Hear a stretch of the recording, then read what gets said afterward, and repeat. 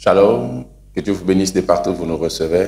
Très heureux d'être encore avec vous en ce nouveau numéro et surtout en ce nouveau mois, le mois de septembre, le mois d'enfantement. Que Dieu vous bénisse, que Dieu vous fasse beaucoup de bien en ce nouveau mois et que sa faveur illumine vos vies et que tout ce qu'il a prévu de bon pour vous puisse arriver sur vous et que cela s'accomplisse au nom puissant de Jésus. Très heureux de pouvoir continuer encore en ce mois à partager avec vous sur le même sujet que nous avons entamé depuis le mois passé, où nous sommes en train de parler sur le langage de Dieu. Nous sommes en train d'apprendre qu'il y a tout un art de communication derrière la divinité, derrière la personne de Dieu. Et cet art de communication emmène des choses dans la vie des hommes. Et ne pas comprendre comment Dieu communique, c'est se mettre dans une position inconfortable face à des choses qu'on est censé connaître avant d'agir, face à des choses qu'on est censé apprendre avant de pouvoir avancer. Et c'est très important d'avoir la maîtrise de ces méthodes par lesquelles Dieu parle. Et l'une des choses que j'ai eu à dire, que je ne cesserai de répéter pendant cet enseignement, c'est que Dieu ne parle pas une langue, Dieu parle un langage. Ça veut dire, on n'entend pas Dieu qu'en français ou en anglais. On entend Dieu par son langage. Et dans la notion du langage, il y a plusieurs éléments qui vont au-delà de la langue. La langue fait partie du langage, mais dans le langage, il n'y a pas que la langue. C'est très, très, très important de retenir cela. Sinon, vous risquerez de croire que lorsque vous n'entendez pas une voix audible, Dieu ne vous parle pas.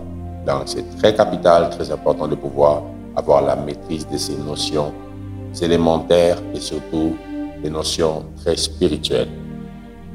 Et j'aimerais vous faire voir autre chose par rapport à ce que j'ai commencé à dire concernant le type des rêves, où on parlait des rêves du présent. On a vu deux sortes de rêves du présent. On a parlé premièrement des rêves de décision, où lorsque vous faites un rêve, à l'instar de Joseph, vous recevez une parole qui vous emmène à prendre une décision. Les rêves de décision sont des rêves que Dieu donne à ses enfants pour donner une orientation par rapport à leur vie, à leur avenir. C'est très important de comprendre qu'il existe cette sorte de rêves dans la catégorie des rêves que Dieu nous donne. J'ai aussi évoqué un autre élément ou une autre sorte de rêves que j'ai appelé des songes ou des rêves d'encouragement. Dans ces rêves, comme à Gédéon, un homme avait reçu un rêve et ce rêve parlait d'un message qui a fait comprendre à Gédéon que Dieu était avec lui dans la bataille qu'il devait aller mener contre les Madianites. Et c'est très important de savoir que Dieu parle aussi au travers des songes d'encouragement. L'encouragement peut venir au travers d'un songe pour vous faire voir que vous êtes sur la bonne voie, que la chose que vous attendez va s'accomplir, que la chose que vous avez demandée a été exaucée, même si, humainement parlant, vous n'avez encore rien vu. Sachez que divinement parlant, Dieu a déjà entamé la procédure ou le processus qui doit emmener l'accomplissement de la chose que vous espérez recevoir de lui. Et j'aimerais ajouter aujourd'hui une troisième sorte, et c'est la dernière sorte des rêves du présent que je vais nous donner. C'est ce qu'on appelle des songes audibles ou des rêves audibles. C'est quoi des rêves audibles? Ce sont des genres de rêves où l'on entend quelqu'un nous parler. Dans les rêves audibles, on entend la voix de quelqu'un nous parler. Dans les rêves audibles, ce sont ces genres de rêves où des fois même tu ne vois pas le visage de la personne, mais tu entends une voix te parler, te dire quelque chose. Des fois même, tu peux aussi voir le visage et la personne qui te parle te donne une instruction claire. Vous voulez une preuve biblique? Regardez 1 Samuel chapitre 3.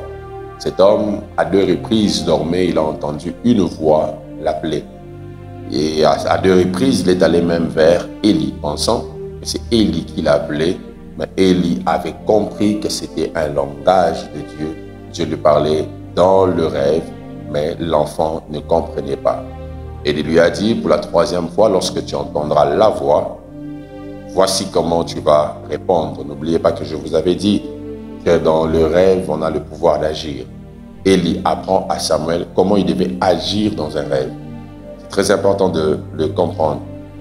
Et du coup, il rentra pour communiquer avec Dieu qui lui avait fait comprendre les choses qu'il attendait de lui, les choses qu'il voulait faire avec lui. Plaise à Dieu de pouvoir emmener quelqu'un à développer cette capacité de communication où tu vas entendre Dieu, où tu vas comprendre le langage de Dieu pour ta vie. Et les langages audibles, c'est souvent l'un des langages auxquels l'être humain s'adapte facilement.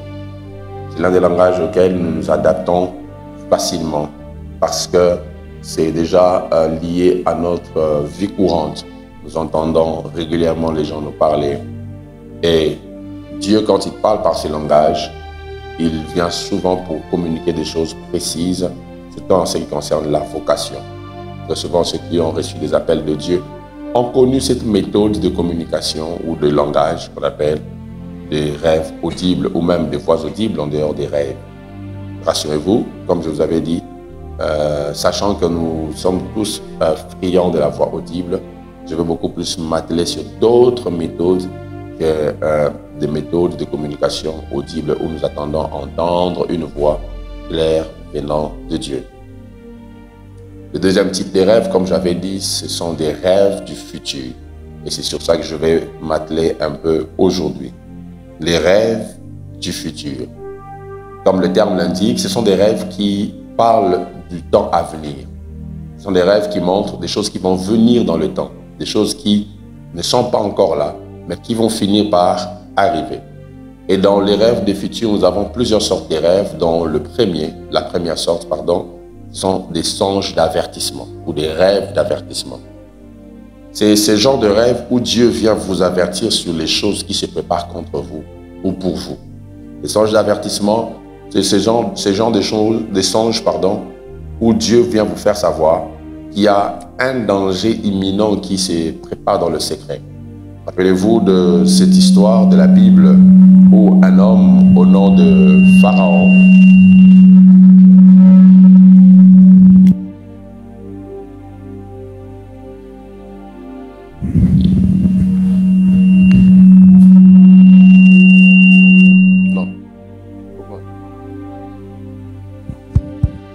rappelez-vous. Non, augmente le volume de Dieu.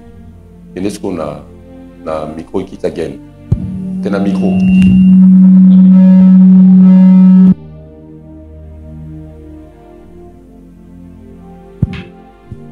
Ok, c'est bon. C'est trop descendu. Ok, monte à 14.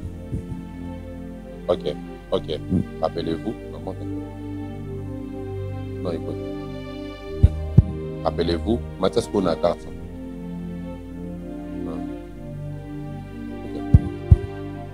Ok, c'est bon? C'est bon. On y va. Continue. Okay, rappelez-vous de cette histoire de la Bible qui parle d'un homme au nom de Pharaon. Bon, il ne s'appelait pas Pharaon, c'était un titre. Et Pharaon a fait un rêve. Et dans ce rêve, Pharaon a vu cette vache maigre et cette vache grasse. Et ce songe était un songe d'avertissement par rapport à une situation à venir qui devait arriver. Dieu lui a permis de recevoir ses rêves pour comprendre les 14 années qui devaient venir au-devant de lui. Ça s'appelle un songe d'avertissement. Et vous verrez même dans le Nouveau Testament, il y a trop cette répétition de termes, surtout dans Matthieu, divinement averti. Concernant surtout l'histoire du père de Jésus, Joseph, il a été divinement averti plus d'une fois. Lorsque Hérode voulait tuer l'enfant, divinement averti, Hérode a su qu'il devait quitter le territoire. Divinement averti toujours, il a su qu'il devait revenir après qu'Hérode soit mort. Dieu donne des songes d'avertissement pour nous faire savoir ce qui peut arriver. Si Joseph minimisait le rêve, vous imaginez qu'on allait rater un Messie. On allait perdre un sauveur. Dieu a utilisé le langage des rêves pour faire voir à Joseph qu'il y avait un danger qui se préparait contre la vie de Jésus. Ainsi, Dieu vous avertit souvent au travers des rêves que vous faites. Dieu vous avertit au travers des choses que vous voyez. Des choses qui, lorsque ça arrive, vous devez comprendre que Dieu vous avait déjà averti. Très souvent, on reste dans la position de la surprise parce qu'on ne prend pas au sérieux les avertissements de Dieu. Et quand les choses arrivent, on se dit maintenant, j'avais vu ça, je pressentais, j'avais rêvé de ça, mais je n'avais pas compris. Et c'est ce qui arrive souvent quand nous sommes négligents sur des avertissements ou des songes d'avertissement. Deuxième sorte de rêves du futur, ce sont les rêves qui viennent avec des symboles. Des rêves qui viennent avec des symboles. Joseph, voyant son futur, avait plutôt vu les étoiles, la lune et le soleil. Ce sont des symboles. C'est là où Dieu dit, quand il y aura un prophète parmi vous, c'est par des énigmes que je lui parlerai. Dieu parle des fois par des symboles. Je vous avais dit que le langage des rêves est souvent comme le puzzle, où on peut mettre plusieurs images éparpillées. Et c'est le bon rassemblage des images qui vous permettra de comprendre le message. Si vous avez mal rassemblé les images, vous ne les avez pas bien disposées, vous n'allez pas capter le message que Dieu a voulu vous donner. Il a vu les étoiles et la lune et le soleil. Et son père, élevé en esprit, avait compris exactement ce que voulait dire ce message. Il a dit, je veux dire que tes frères, ta mère et moi allons nous prosterner devant toi. Parce que son père connaissait le langage des symboles. Nebuchadnezzar avait vu l'avenir en voyant simplement une statue. Il a vu une statue, il a vu les choses qui devaient arriver dans l'avenir. N'hésitez pas de demander à Dieu de vous donner l'interprétation sur ce que vous avez vu. Quand vous voyez quelque chose et que vous ne comprenez pas, quand vous voyez une image qui vous semble floue, posez la question à Dieu, qu'est-ce que cela signifie? Quel est le message caché derrière cette image? Qu'est-ce que tu veux me dire au travers de cette image que j'ai aperçue? C'est comme Moïse qui voit le buisson ardent. Il se détourne pour voir quelle était cette grande vision et pourquoi le bois ne brûlait pas malgré la présence du feu. C'est très capital, très important, mes frères et sœurs, de comprendre que Dieu utilise beaucoup le langage des symboles. Dieu utilise le langage énigmatique, des images éparpillées, des images dispersées. C'est très important de comprendre et de savoir cela. Et c'est ça la prière et le fardeau que j'ai dans mon cœur, que Dieu vous emmène à capter et à comprendre toute forme de langage qu'il utilise ou qu'il utilisera en votre faveur.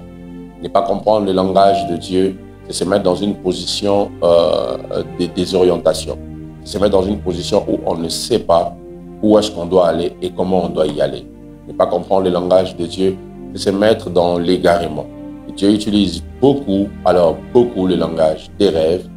Le langage des rêves est l'un des langages les plus usités par Dieu pour parler à toute personne, chrétienne ou pas. Dieu parle par le langage des rêves. Et ça, c'est très important. Un homme qui a marqué le monde avait l'habitude de dire « I have a dream », j'ai un rêve. Donc, il a tout fait selon les rêves qu'il détenait. Vous imaginez, cet homme a eu même à dire ou à voir bien avant dans son rêve qu'un jour un noir dirigerait les États-Unis d'Amérique. Et la chose a eu lieu. Pourquoi? Parce que Dieu est derrière le langage des rêves aussi. Ne prenez plus à la légère ce que vous voyez quand vous dormez. Parce que Dieu parle tantôt d'une manière, tantôt d'une autre. Le problème n'est pas au niveau de celui qui parle. Le problème est au niveau de nous qui ne voulons pas comprendre ce que Dieu veut nous dire. Que Dieu vous fasse du bien et qu'il vous bénisse. Et nous allons nous retrouver à la prochaine session pour continuer avec ces merveilleux enseignements. Si cela vous bénit, n'hésitez pas de liker et de partager avec plusieurs personnes car je crois que tout le monde a besoin d'entendre ce message pour comprendre les langages de Dieu. Dieu vous bénisse.